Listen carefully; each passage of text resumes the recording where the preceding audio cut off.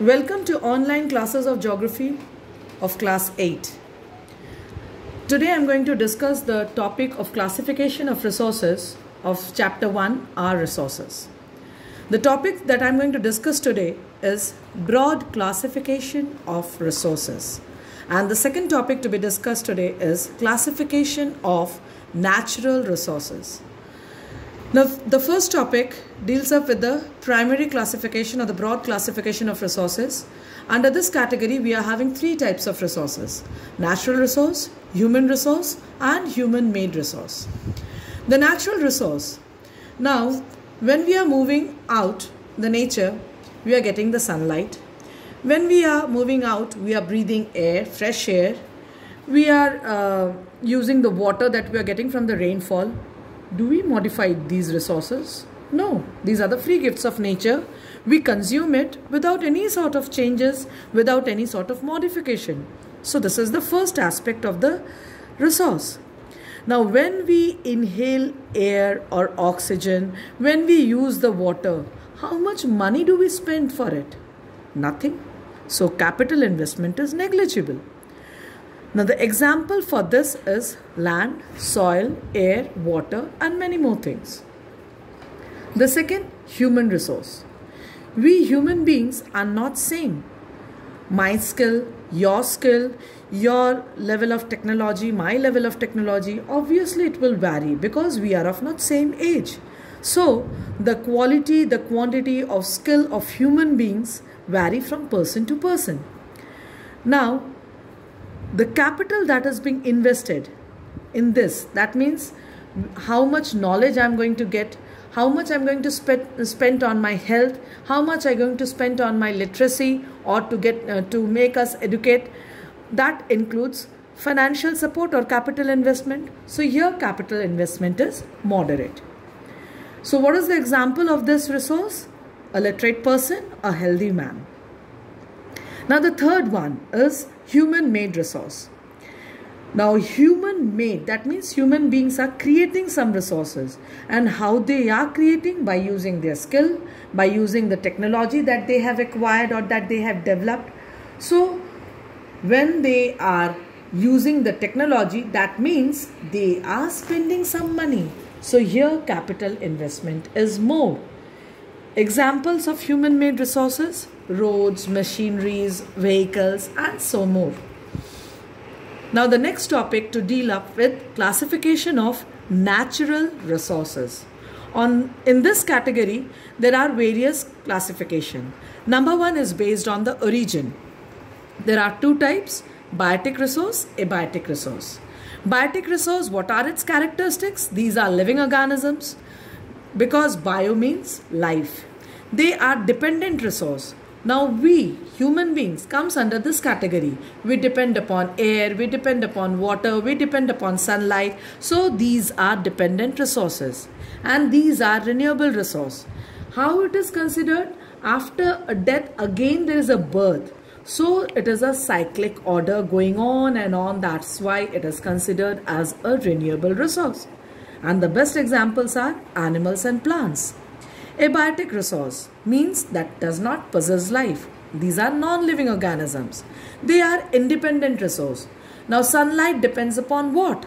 Air depends on what? Water depends on what? Nothing. So they are considered as independent resources. These are non-renewable resources. Now the examples that I gave that are renewable resources, which are the exceptional categories under this. But if we see rocks and minerals, that is why I have written the examples of rocks and minerals. These are non-renewable. Once we use coal, which is a mineral, cannot be reused once again. So it is a non-renewable resource. Now the next classification based on utility means usability is a renewable resource and the non-renewable resource. The one that can be renewed after every use, that means they are inexhaustible in nature. That means it can be replaced after its continuous use, that means replenishable, and it can be both biotic and abiotic. Example: water, plants, air, soil, etc. Non-renewable, it is inexhaustible, cannot be, these are exhaustible resources, because once we are using it, it cannot be used once again, or it cannot be reused. So these are exhaustible in nature, and these cannot be replenished easily. Now abiotic resources are included under this. Here abiotic resources means not the air, water. Here the abiotic resources means the mineral resource, the fossil fuels, coal, petroleum, iron. These are the non-renewable resources. Now next resource, based on the level of development, are of two types: actual or developed resource and potential resource. Actual means the present resource, means the resources which we are using presently. Now when anything we are using it to satisfy our needs, we know what is its quality. We know how much quantity the resource is, or how much quantity is present. So what is the resultant of it? That we know the quality and the quantity of that resource, as well as when we know the quality and the quantity, that means it has been developed by the technological advancement. So the technology is also included under this category. Examples are coal, petroleum, iron, and many more things. Next category is potential resource. These are the gifts of nature which can be transformed into a resource, but presently it is not in use. It can be used in the near future. It is having the potential to become a resource. So when it is not in use, what is the resultant? We cannot assess the quality, we cannot assess the quantity of the resource, which is not known to us. So it is not getting the status of resource. And what is the reason behind it? Due to the lack of technology. Now for example, everywhere we are getting the sunlight, but can we find out everywhere, every place is able to generate out energy from the sunlight? No, there are very few areas where they have started generating out solar energy. So it is a potential resource. Now in some of the areas, uranium are being deposited, like Ladakh. So where the uranium is deposited, we know it is a radioactive element which can generate out huge amount of energy, but now it is not in use. So it is a potential resource. Next, based on availability, we are having two categories: ubiquitous and localized. Ubiquitous means the thing that is evenly spread out or equally distributed out over the earth's surface. So the first one is evenly spread out, its characteristics. Second, it is eco-friendly with the nature. That means it does not causes pollution. And these are inexhaustible in nature. The example, air, soil, water are the best examples, and so many. Localized resource. Now, just now I said air, which is spread out evenly over the earth's surface. We are getting the water, we are getting the soil structure. But can we find out coal everywhere on the earth's surface? No. So localized resources are concentrated at a particular location. Now when we burn the coal, what is the result? We get ash that pollutes the land.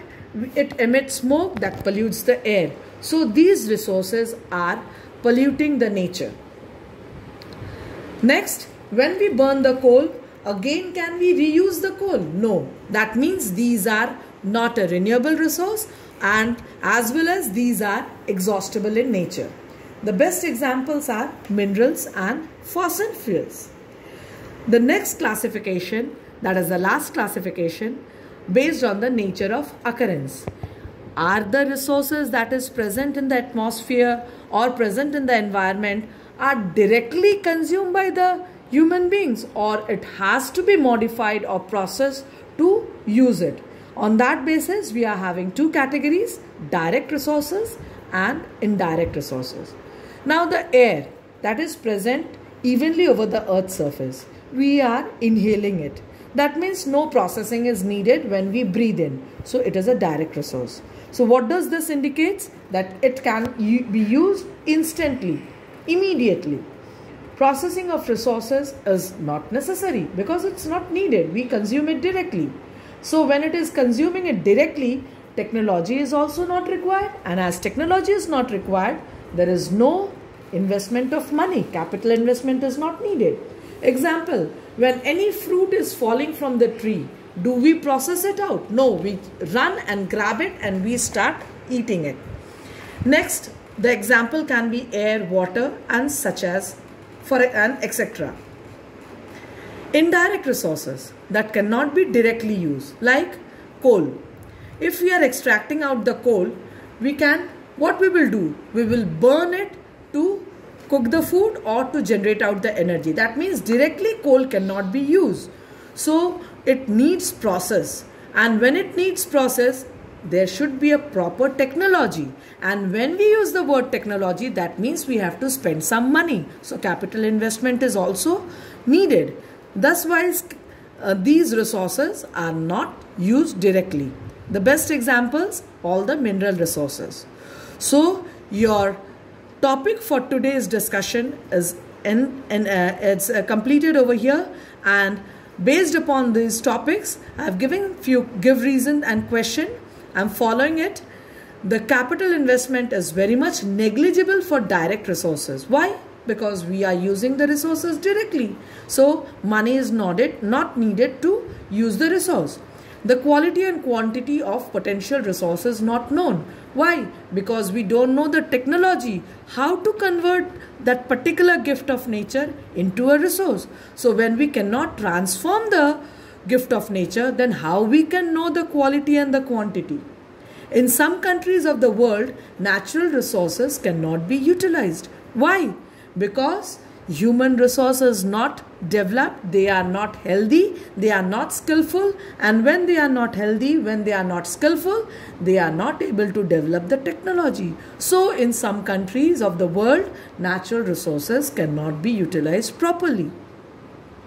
Now, which aspect of human resource is important in resource development? Just now I discussed in the previous give reason. So just use your brains, use your knowledge to write the answer of this question. Thank you for following the class.